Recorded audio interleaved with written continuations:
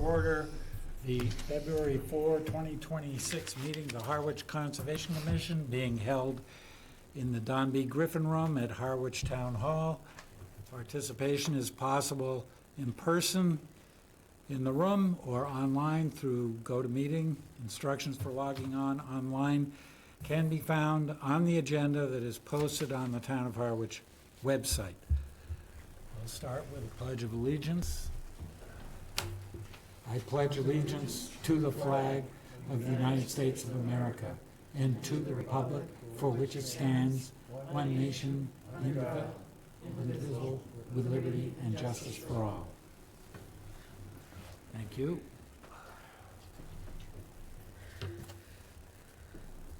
First item on the agenda tonight is a request for determination of applicability for 98 North Road, map 19, parcel N3, to enlarge the driveway, add stone piers at the end of the driveway, extend the rear patio, add stepping stones to shed and shower, remove and replace walkway to shower, and reseed lawn.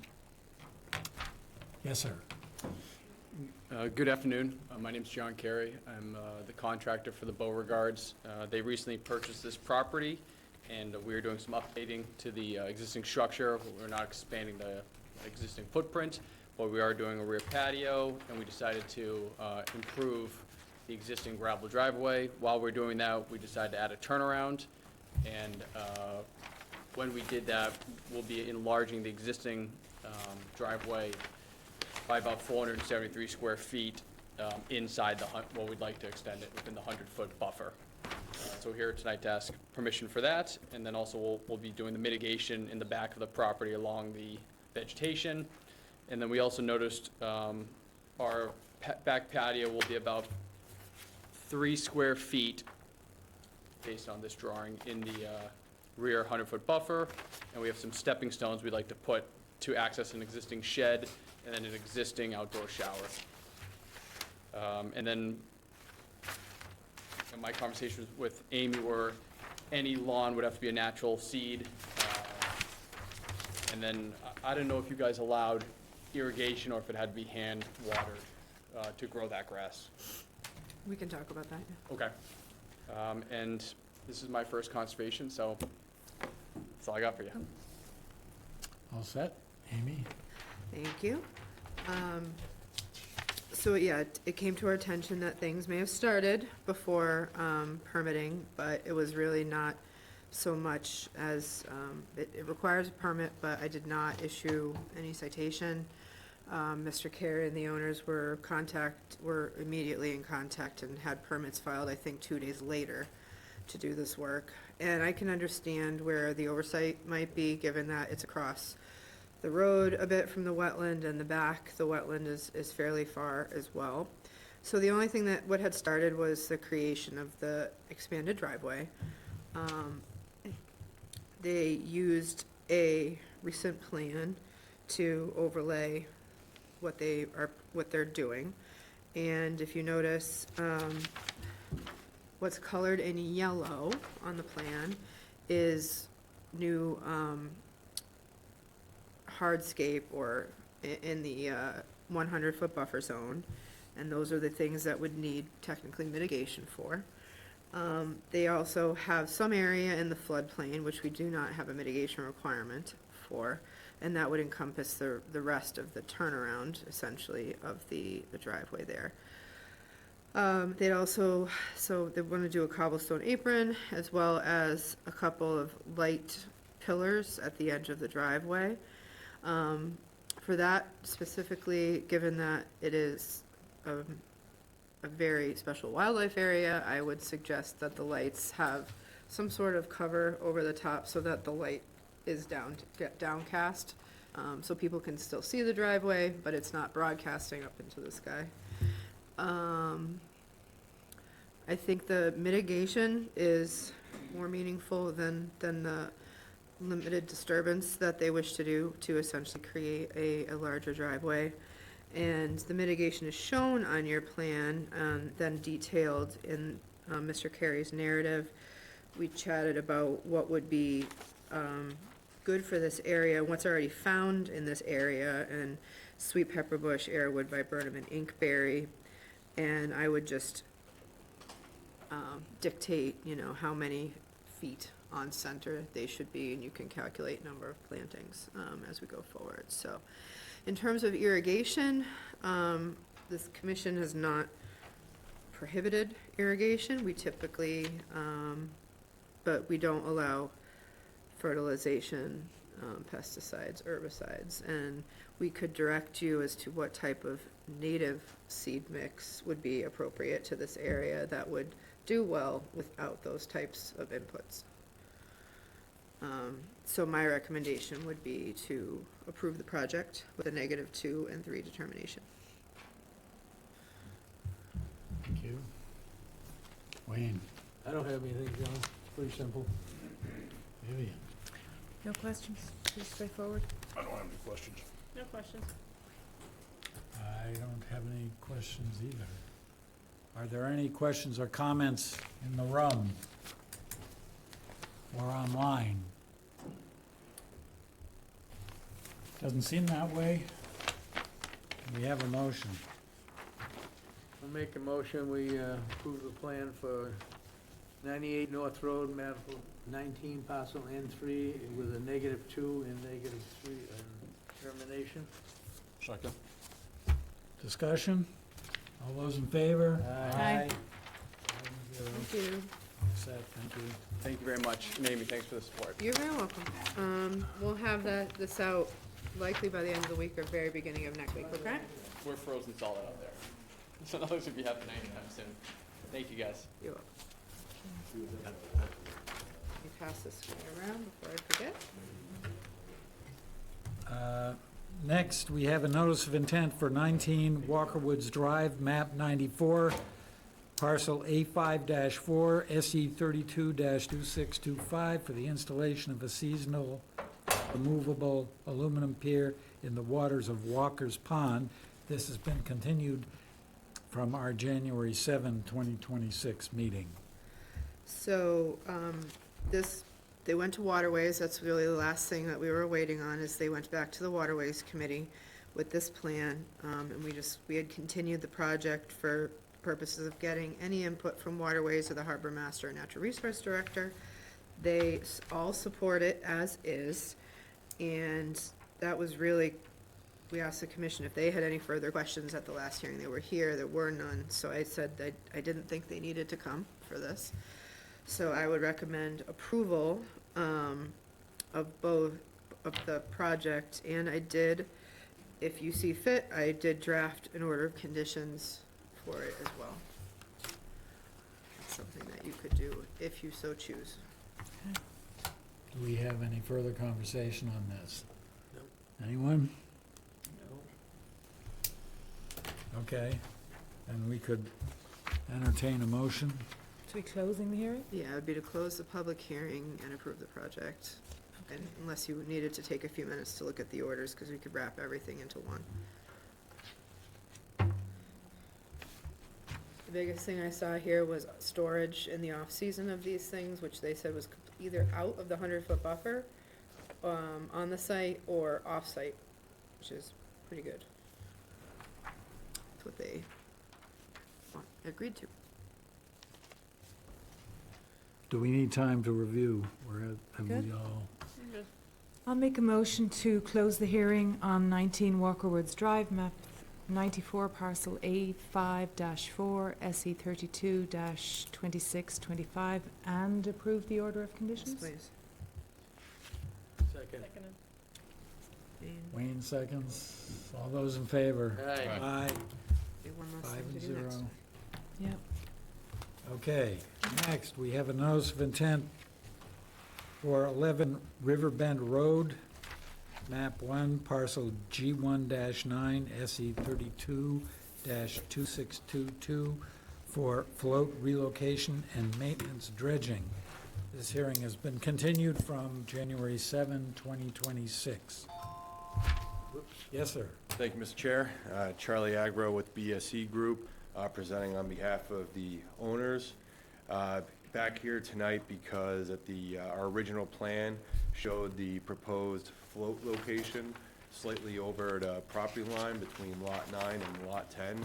As we spoke about at the previous hearing, the owner, the applicant owns both of these lots. However, there are deeded mooring rights for a few abutters that live nearby to moor a vessel at Lot 10. So after some discussion with the owners, and Jeff had kindly made the offer of allowing those abutters to use his dock, thinking that it might help their mooring capabilities. There was no agreement there, so we ended up just moving the dock 15 feet to the west so that it is on Lot 9 alone. With that, we modified the dredge area to accommodate that. The dredge volume being proposed went from 70 cubic yards to 98 cubic yards. And other than that, it's essentially the same plan. So I'll leave it at that, and happy to answer any questions or concerns. Thank you. Thank you, Amy. This was reviewed by Waterways, this plan was reviewed by Waterways. The Natural Resource Director, the Harbor Master, and the Waterways Committee have now endorsed this project.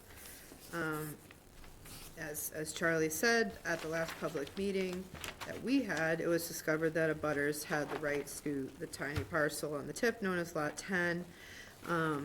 So the landing and float location were changed, which caused a little bit more dredging needed to be done because it's a little bit more inland.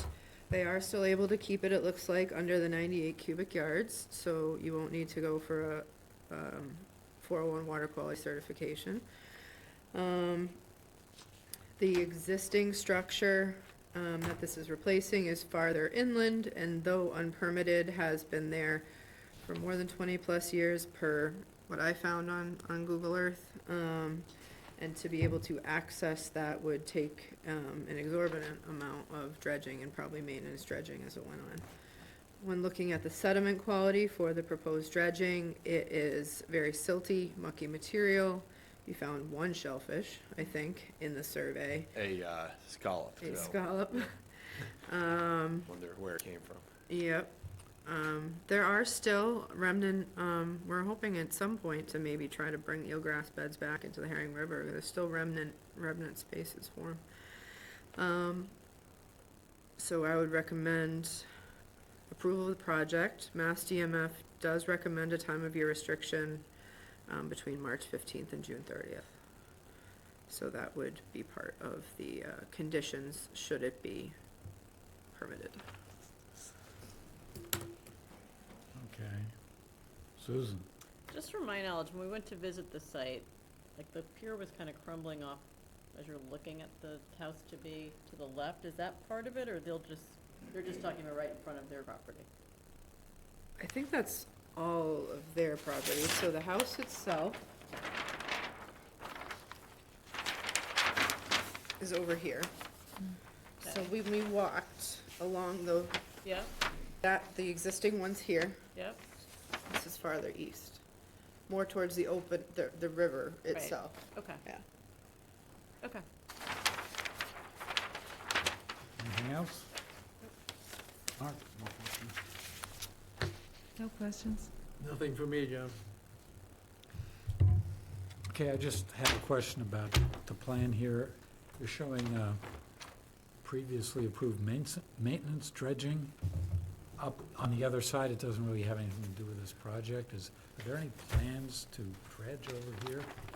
No, it's just we show it because it was licensed under previous Massachusetts DPW license. So just to try to put as much information on there as possible.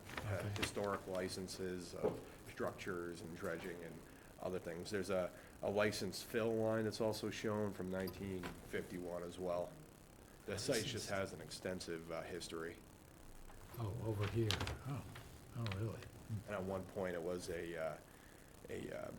used as a boat house, and there was a boat house with a little channel underneath it where they used to build boats back in the 30s, 40s, and 50s, before it was converted into a private dwelling. I see. Okay. I don't have any other questions. Do we have anyone in the room? Yes, ma'am.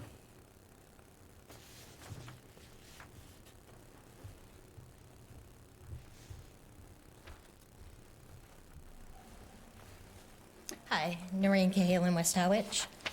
Um, Under the purpose section of the local wetland bylaw, the value of recreation is an interest that's deemed important to the community and is protected by the wetlands bylaw. So dredging in the summer season would impair the ability of the community to use the Heron River for recreation during this peak time of swimming and boating. So I'd like to ask for a further condition of no dredging between Memorial Day and Labor Day, because that would impede everyone who uses the Heron River. Last year, there was dredging done 4th of July, and there was equipment in the Heron River for weeks, during the busiest time. I don't want to see that happen again. So I think it would make sense to put an order of conditions in so that doesn't happen again. It wasn't this property, but it was in the Heron River in that area. So, and then also, under the Chapter 304, water-dependent structures, no permit to construct water-dependent structures are issued unless, different things are complied with. And one of the sections, 304HA, talks about off-season storage.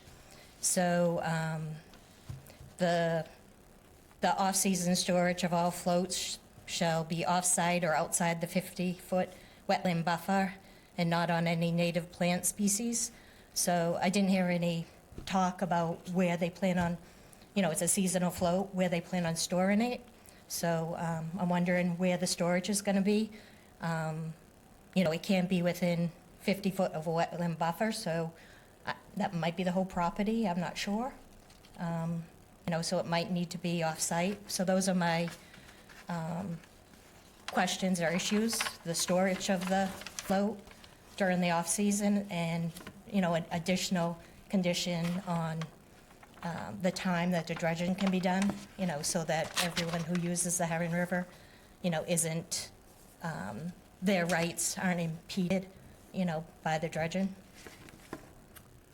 So we normally put conditions about storage of floats when they come out of the water, and there's no reason why we wouldn't do that here. So that's not going to be a problem. I guess we can talk about the seasonal part of it. I don't know. I'm not aware. What was happening last summer? So over last summer was not a good situation. Another property on the river, they had a permit to put a dock and do some dredging, and this was right when the new harbor master and natural resource director started. We had not had this issue in my time that I can remember before, where July 2nd, a big barge and whatnot showed up, and that caused, that was something that, the harbor master, nobody was in agreement with, and had to kind of figure out how to handle that. So with this, and I did talk to the harbor master about this, having the condition that the harbor master would need to, if it is to occur during the summer months between Memorial Day and Labor Day, that you would need to get clearance from, the harbor master to be able to do in-water work during that time. We don't know exactly when it's going to happen, but nobody wants to impede navigation or recreation. But I would defer to the harbor master in terms of determining whether or not something's a navigational hazard. Then in terms of storage, the staying outside the 50-foot no disturb zone is a traditional condition that we put on ramps and floats. With this owner's property pretty much all being within the 50-foot buffer as far as I know. I'd have to look at the site plan again. I'm just curious if there's discussion about where the stuff would be stored in the off-season. I guess he would love to continue to do what he does with the float, but if that's something that's not in the conditions, then just go from there. Which is what? What does he What does do he now? do? I believe they're stored in the parking area adjacent to the property, and that's not shown on the plan, so I can't tell you if that's within the 0 to 50 Yeah, foot. so it never was a permitted float. We found that out, so it hasn't been permitted. But he had been storing it in the parking area, but before he took down the house, he had 2 parking areas and a garage. The garage got taken down, so there's no additional driveway. And, I don't think it should be allowed to be stored in the parking, in that parking area, because there's only 1 parking area for the house now. And it wasn't permitted previously. And, so it doesn't have those rights to, store it there, because it was never permitted. So the reason for not allowing storage within the 50-foot buffer is to not disturb vegetation or the habitat in any way. If there's a driveway in the 50-foot buffer, I don't know why we would object one way or another.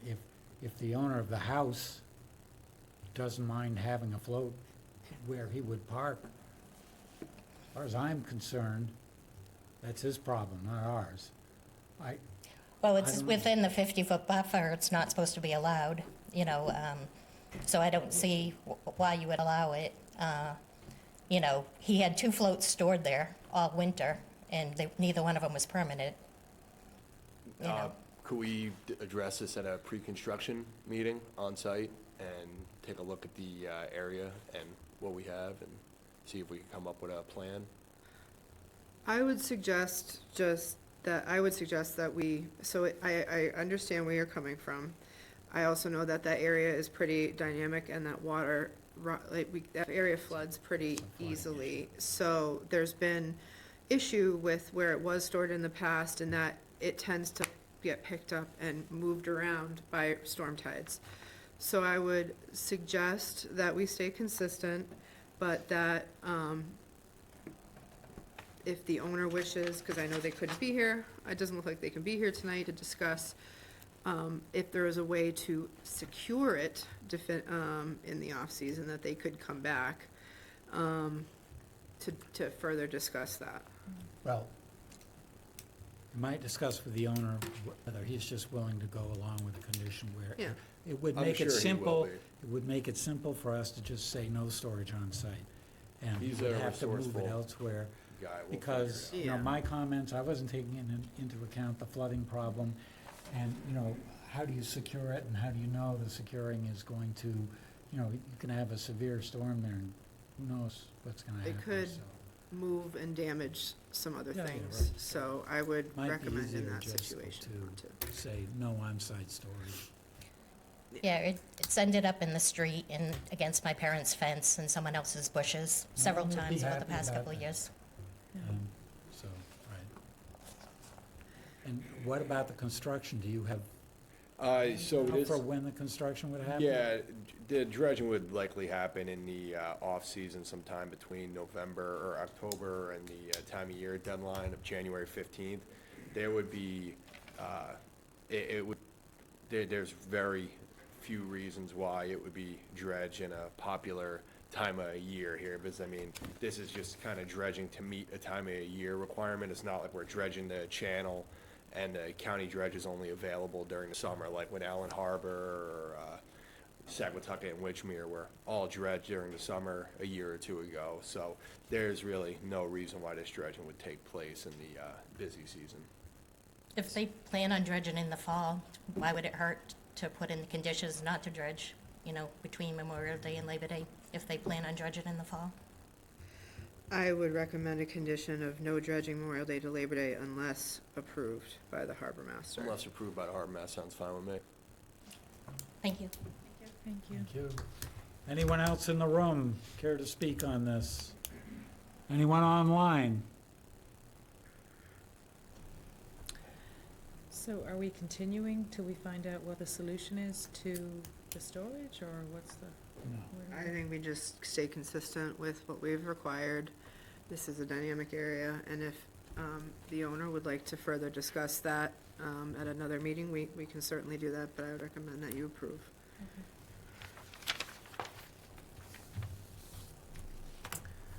And we have a motion. I'll move for approval for 11 Riverbend Road, map 1, parcel B19, project SE 322622, Second. with the stipulation we just discussed.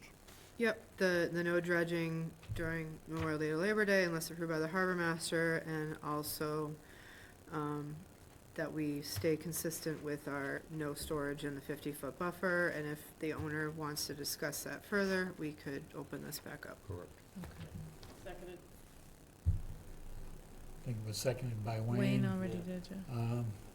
Discussion, all those in favor? Aye. All right, thank Here you, we go. guys. Thank you. Okay.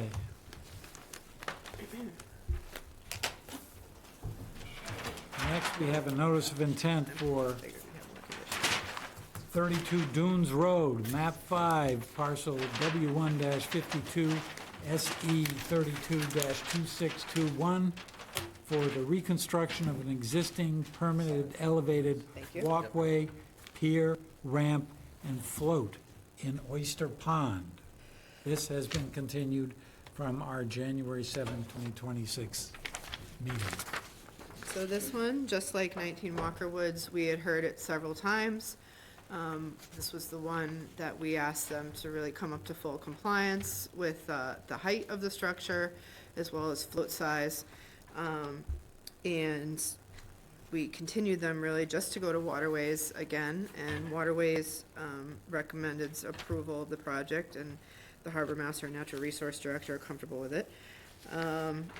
So I would recommend approval, and because that was really the last thing we were waiting for, I did take the liberty in drafting conditions for this one as well, if you see fit to do it all together.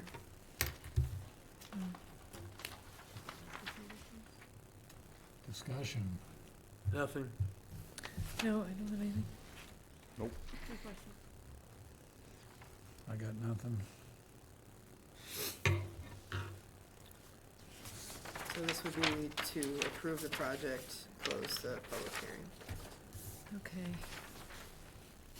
So I'll make a motion to close the hearing for 32 Dunes Road, map 5, parcel W1-52, SE 32-2621, and approve the order of conditions. Second. Seconded. Seconded by Mark. Discussion. All those in favor? Aye.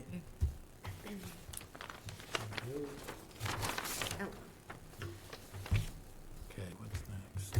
Next, we have a notice of intent for 80 Hoyt Road, map 15, parcel K4-1, SE 32-2626, for the construction of an 18-foot by 16-foot addition to an existing single-family dwelling within the 100-foot buffer and 200-foot riverfront area. This has been continued from our January 21, 2026 meeting. They are requesting a continuance to February 18th to continue to work through the riverfront performance standards.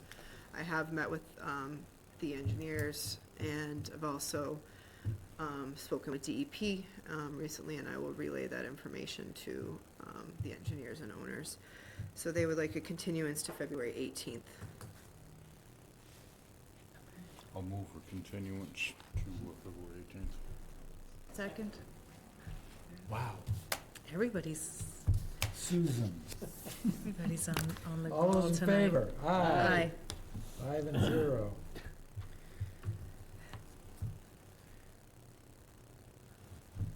I have a walk and chew gum problem here. Okay. You want to hold that pen still? I'll swing you around so you can sign real quick. Hang on 1 minute, Dan. Hang on Not 1 sure minute. how that would work, but sure. And we got another one, right? Where are we now? We've got to continue Snow and Road. Oh, this is continuance as well, right? Snow and Road is not on the agenda here. What? I see it. not Oh, it's on in the- agenda. It's in the notes. Yeah, but it's not in the public Oh, it's not on agenda. the agenda, yeah, sorry. Well, we did technically continue it to this time. It should have been, can you please Okay, I announce it? move we continue, wait a minute, let me recite what this is. Sorry about that.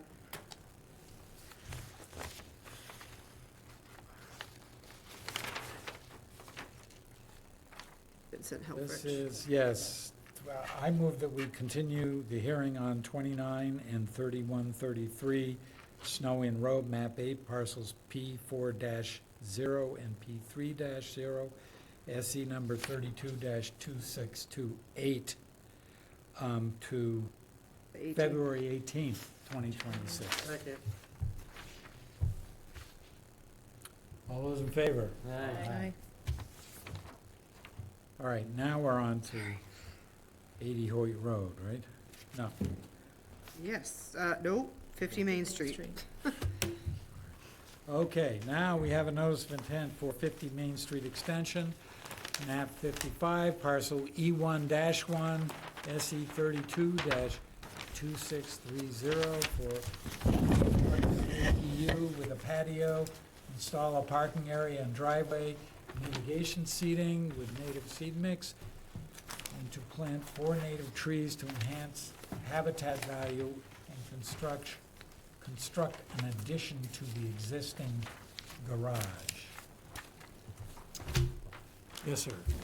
Good evening, Dan Croto from Moran Engineering. Here with Ken and Nicole Moniz, the owners of the property. The overall project is to add a bay onto the garage, and that's gonna allow them to remove that shed that's on the site and give him the work area he needs. That part's outside of the 100-foot setback. Part that we're here for tonight is a dwelling unit, accessory dwelling unit, affordable dwelling unit by the town and state bylaws. That's within the 60 to 100-foot setback. It's a small, meets the dwelling, the affordable dwelling unit, accessory dwelling unit regulation. 24 by 24 is the basic size of it. Since we applied and, there's been snow on the ground, so I did have pictures, so I submitted pictures. I don't know if they had gotten to you. I think they were, the conservation put them online of the area. Should be in the Yeah. Dropbox. So you yeah. could see that it was, the whole area is landscaped. It's not heavy, it's grass and trees. It's, low maintenance landscaping, but the area is used and it is landscaped with grass, and then it's not, it's not a irrigated, fertilized lawn or anything, but it is an open area. So the dwelling unit is spaced so that it can be 20 feet from the existing septic. It's gonna have its own septic that'll be outside the 100-foot, but it needed to be 20 feet from the house and the septic. And the owners wanted to have, because their driveway's already heavily used, they have pretty big family, that they wanted the accessory dwelling unit to have its own driveway, so a small part of that's just over the 100-foot setback. And the area, so I did the calculations, they're on the plan for, and then, so the area that's increase in structure and hardscape, which is the house, the patio, the walk, and then a section of the driveway.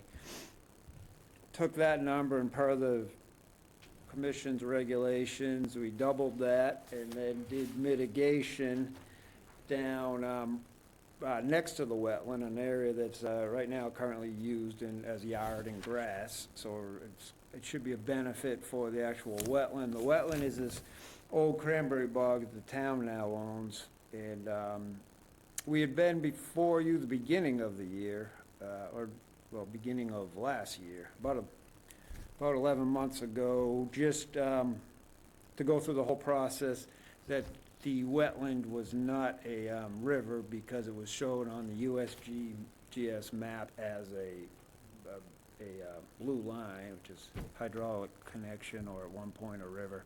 But it's blocked, I mean, it's basically dry, it goes under, Route 6 is the abutter to the north, Main Street's the abutter to the south, and the ditch is completely dry at the highway and on the other side too, and we had gone through pictures and everything to show that this is just an abandoned cranberry bog. And so that's the well, but the point being that they're able to revegetate, do the mitigation right next to that area, that nice, stretch of wetland area, and then, be able to get their ADU to the outer fringes of it, which is already an area that's disturbed. I had counted 4 trees that would need to come down to make the house safe and for the long-term safety of the house. And so we had spec'd 4 trees, 2 oaks, 2 cedars. Review by the Conservation Department requested heavily that bushes were added and that a demarcation fence be put in at the 50-foot setbacks. We added inkberry, arrowwood, and sweet pepper bush clusters, and put fence at the 50 fence sections. We'd like to leave some sections open if the owners would like, so it marks it, but doesn't look like their property ends right there. They do own the bog, and just for aesthetics, but nothing, you can't get a vehicle through or anything like that on those lines. And then blocked at the road. And I think, so any of the other work was outside of the wetland, and then the ADU, like I say, will have its own septic system that it'll need a permit through the Board of Health, but that's all outside of out of the 100-foot, which is good. And I guess I'll leave it with that, and I'll ask for questions, and of course, the owners are here also for questions. Okay, thank you. Amy? No real questions, just the comment that at the time of my writing the site summary, the plan hadn't been revised yet to show the thicker buffer area. And so it's great that you're in agreement to do that. It will provide much, better habitat as you edge closer to that wetland, and the split rail fence, even with a few gaps in it so people can walk through it, will stop lawnmowers and everything else from going into that area. So I think the mitigation is meaningful, and that the area where you're proposing to do the activity, with the exception of a couple of trees, is open. It's just an open area, so I don't see how this is gonna have an adverse impact. I guess, actually, one question while I'm thinking about it. So grades are pretty flat there, so there's no real anticipation of changing grades and elevation in there? Just on the structure. Just around the structure. For the septic, it has to be 3 feet higher than the grade. So That's outside of our jurisdiction. right up to the 100, or just on the 100-foot see. side of the structure, it Yep. will have to come up. I see, This- on the northern part. Okay. Full foundation? Yes. I have no questions. It's not in priority habitat. They've provided adequate mitigation, I think, for the work, so I'd recommend approval. Okay, Wayne?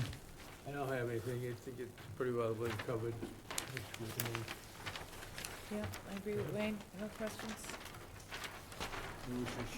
Questions? I have nothing. Thank you. And we have a motion. You gotta wait, you gotta vote. And move No, do you have any public Oh, comment? yes. Do we have public comments? Anyone online? Doesn't appear we have any public comments. I move to approve 50 Main Street Extension, map 55, parcel E1-1. Second? Discussion? All those in favor? Aye. Great, thank you. Zero. Thank you. 2 weeks from now, we'll do the conditions, but it's not, you don't have to be here, it's nothing we haven't discussed. Very good.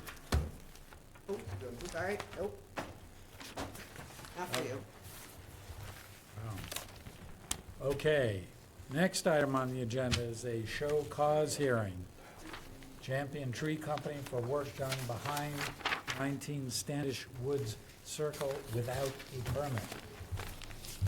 Anyone from Champion Tree Company here today? Doesn't seem that way. Well, I have a recommendation for you then, because I've tried to reach out. My recommendation would be that you issue them the same fine that you issued the homeowner, which is $5,100 under the act and bylaw. And if they would like to discuss it, that they can come to a hearing. Might get the attention. Yeah, I would think so. Comments? Nope. Susan? None from me? I agree. I'll make a motion that we find the Champion Tree Service $5,100 for work that was done behind 19 Standish Woods Circle without a permit. Second. Further discussion? All those in favor? Aye. Aye. Aye. Who seconded that? I didn't. Mark? Mark. I know it'll be in the minutes, I just like to have it here. Okay, well, that All right, won't take very long.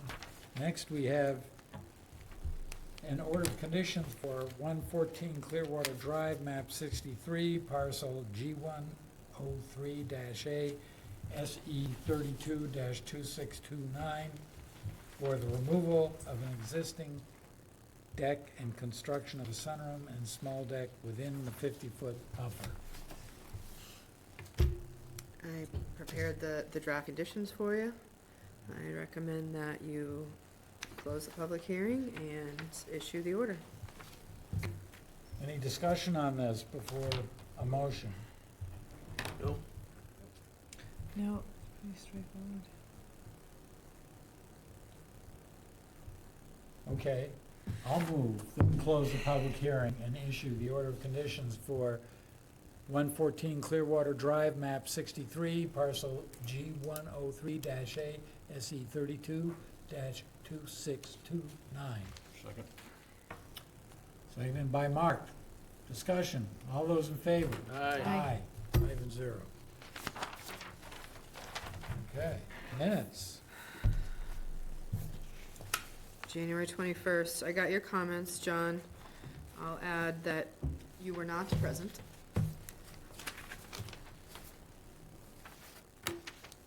Okay, Nothing? should, never mind. Should what? What? Should always have anyone True. listed explicitly who's not here. Like I said, this was, so we have, in Meg's absence, we've moved, Meg will be back, don't worry. Meg's on military leave right now, so, she'll be back hopefully very beginning of April. What branch? Air Force. Is she? Yep. Good, good for her. Yep, so she's down in training in Mississippi for weather things right So, now. do we have to wait for the snow to melt till she gets back? No, I think she wants to be back. But, at any rate, so we've reallocated a few things. Lisa is helping with more of the permitting, and, a previous assistant agent of mine, Nicole Smith, I got permission to do temporary, part-time positions, so we're giving, Nikki's doing the minutes for, until Meg comes back and we move things around again. which is very nice to have, because it takes, you know, in the office with all the distractions, it takes a lot longer to do minutes Yeah. in the office for Lisa during daytime hours, so she can focus on permit prep and correspondence and Yeah. that kind of stuff. And it's more work than you think. It's a lot, yeah. Been there. So, Other discussion about minutes? I'll move to accept the minutes. Seconded?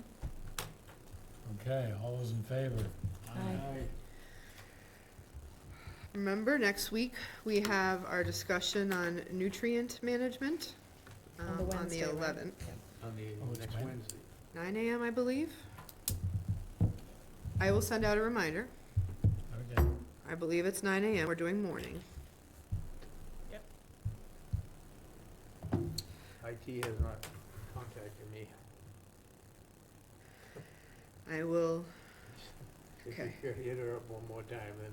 no, I'll, yep, Knock on the door after that. no, all right, so, in the meantime, waiting for announce, I'll use your regular one. Okay, appreciate it. Yep, February, you still have access to Dropbox and all that, Yeah. so, February 9 AM. What, your email isn't working? No, I can't figure out how to get into it. I came up here with a young lady down there, and she set my computer up for it, Yeah, but I don't know, there's nothing there. I don't know what happened. Yeah. I'm technology challenged anyway, so. It's not just you. I'm a cranberry farmer, give me a break.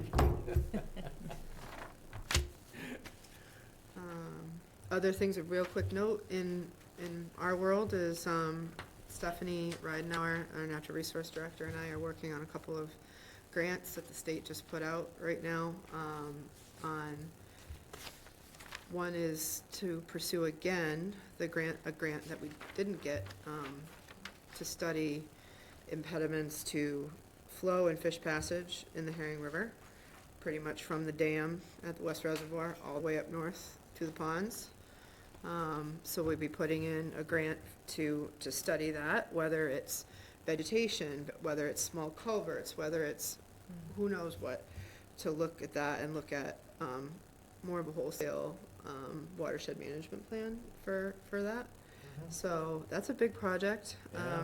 I think we're gonna be looking to work, we've had preliminary discussions with the Harwich Conservation Trust, who's doing a lot of restoration work in the Herring River watershed, so that might be a partner, in that. So, are you considering including, a study of nutrient management in the Herring River system? That is, what kind of attenuation of nitrogen in particular is happening in the system? And are there improvements that could be made one way or another in the system to increase nitrogen attenuation in the system? We can look into that. I can see if that's something that would fit into this grant. This particular grant is very focused on stormwater and fish Which passage. is a different thing. Yes, but if there's a way to loop it in, Are we there can, other but that's a good grants? idea. There are a lot of other grants, but I did not see anything about nutrients in studies. But I will look again. The state put out it's nice actually, instead of applying for each of like 7 different state grants independently, because they all kind of overlap in some ways.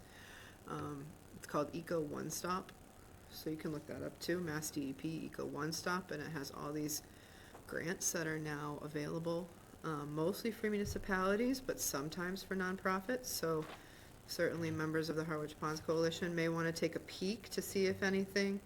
There's everything from helping with model tree bylaws, which are brought to the attention of the planning department.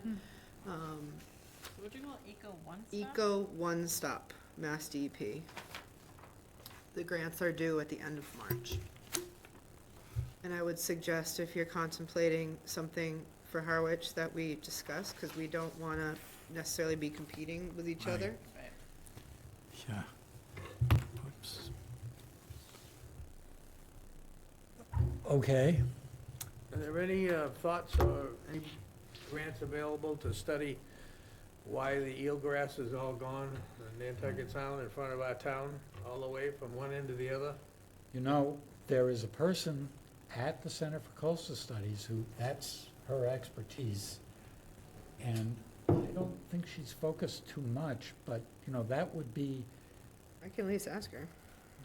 what's her name? It's slipping my mind at the moment. It's not Amy Costa, is it? Center for Coastal Studies, you said? Yes. And I'll figure she's it out. very involved globally with studying eelgrass. And, you know, they tend to focus on the, like, Cape Cod Bay side of things and a little less focused down here, but it doesn't mean they can't be asked to focus somewhere else, particularly if someone's putting it out on RFP. Yeah, And it seems like that ties into the nutrient management thing as well, because water clarity. Something has happened, that's for sure, because even up into the eighties, mid-eighties, there was still eelgrass out there.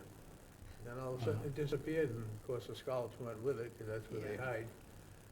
those guys, Still have some one of the things remnants, those little guys pieces are of the doing river. is seafloor mapping Yeah. and identifying where there's eelgrass and Yeah. where there are other things, and they can distinguish between like codium and eelgrass. Yeah. And, I mean, the eelgrass is gone, but how much do you know about how much it's gone, or if Right, there are right. pockets where it might be? Yeah. And there may be other dynamics underwater that are happening that you're just not aware of, because you don't. I'm wondering if the This isn't- pollution from Cape Cod has eventually, well, it made its way to the sound and killed it off. So, water clarity, so I pay attention a lot to, I used to work for Wacoit Bay Reserve in Falmouth. And Wacoit Bay used to be chock-a-block full of Mhm. eelgrass. Sure. And their studies have shown that it's water clarity as a result of excess nutrients and algal growth as a primary factor, not as the only factor in it. But That area is highly developed too, there's been a lot of new Right. building down That's around. But what this I is was- at the outlet of the Herring River, too, which does have a nutrient overload. We have a TMDL for it.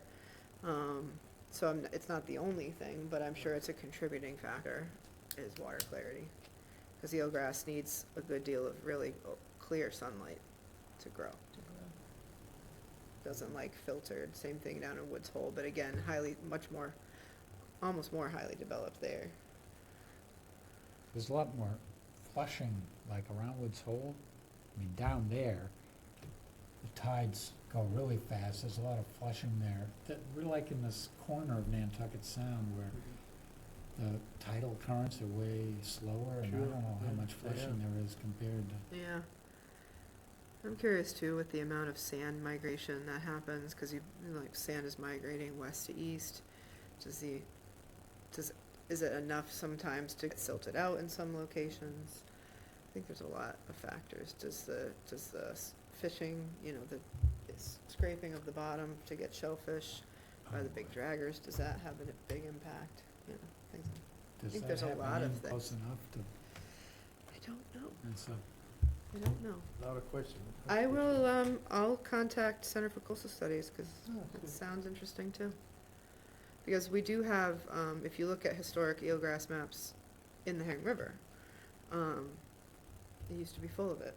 Mm. And now there's tiny little and one wonderful thing about hopefully cleaning up our waters is that it's not too late to bring it back.